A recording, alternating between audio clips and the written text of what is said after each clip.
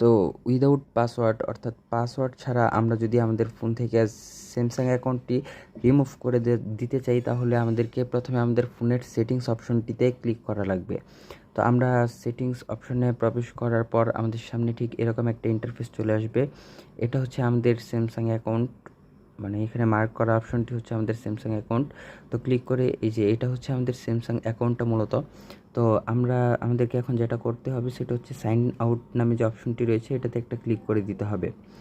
তো sign out নামে যে অপশনটি রয়েছে সেটাতে একটা ক্লিক করার পর আমাদের সামনে ঠিক এরকম একটা ইন্টারফেস আসবে।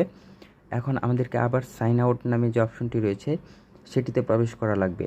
তো এই সাইন আউটে ক্লিক করার পর আমাদের একটু লোডিং দেখাবে, তারপর আমাদের সামনে ঠিক এরকম একটা ইন্টারফেস আসবে যেখানে আমাদের স্যামসাং অ্যাকাউন্টটি যে মেল দিয়ে খুলেছি সেই মেলটি থাকবে এবং এটাতে একটা ইমেল পাঠানো লাগবে। অবশ্যই আমাদের ফোনে আমাদের সেই মেল অ্যাকাউন্টটি লগ ইন করতে হবে। এখন আমরা হচ্ছে সেন্ড ইমেল নামে যে অপশনটি রয়েছে সেটিতে একটা ক্লিক করে দিব।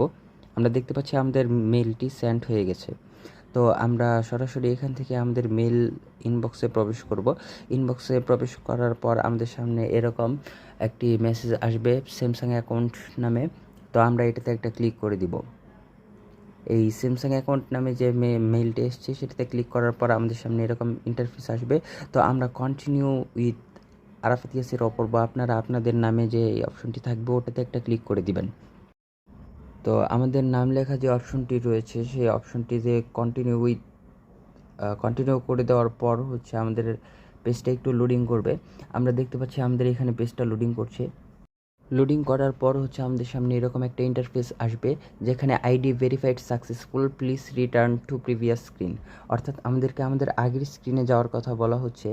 এখন আমরা নিচে আমাদের ফোনের যে প্রিভিয়াস সুইচটি রয়েছে ওই প্রিভিয়াস সুইচে একটি ক্লিক করব। ক্লিক করে আমরা হচ্ছে আমাদের প্রিভিয়াস স্ক্রিনে চলে যাব। এখন আমরা দেখতে পাচ্ছি আমাদের অ্যাকাউন্টটি সাইন আউট হয়ে গিয়েছে, তার মানে আমাদের স্যামসাং অ্যাকাউন্টটি সম্পূর্ণভাবে রিমুভ হয়ে গিয়েছে।